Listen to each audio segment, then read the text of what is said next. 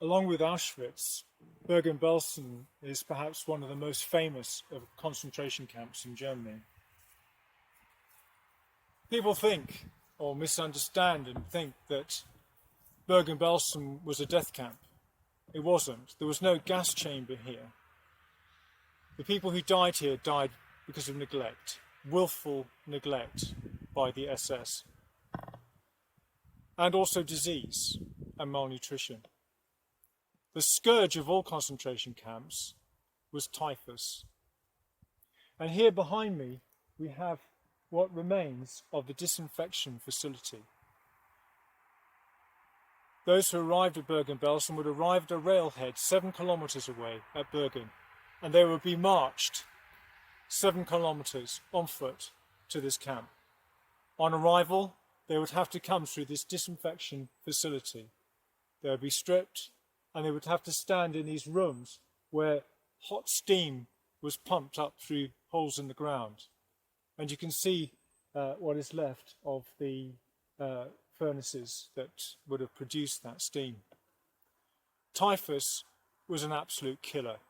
Now it is a serious medical condition, but is easily treatable. But then it was a killer, particularly when you had large groups of people in poor conditions.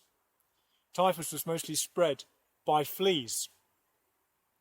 And when the Allies came here, the very first thing they had to do was to cover people in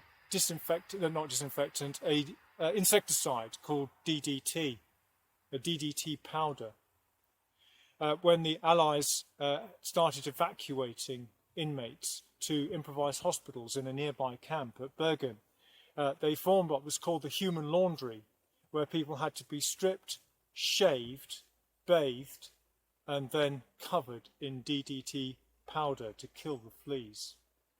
What would happen is that the flea would bite the victim, and then the bacteria, this organism called Rickettsia, which is smaller than a bacteria, not quite as small as a virus, but would get into the feces of the flea and cause the disease.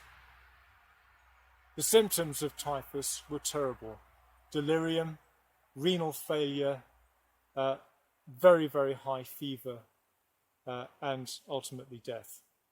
And the field hospital that came to, or the field ambulance that came to provide immediate medical care for these poor people, 22 of those medics got typhus themselves.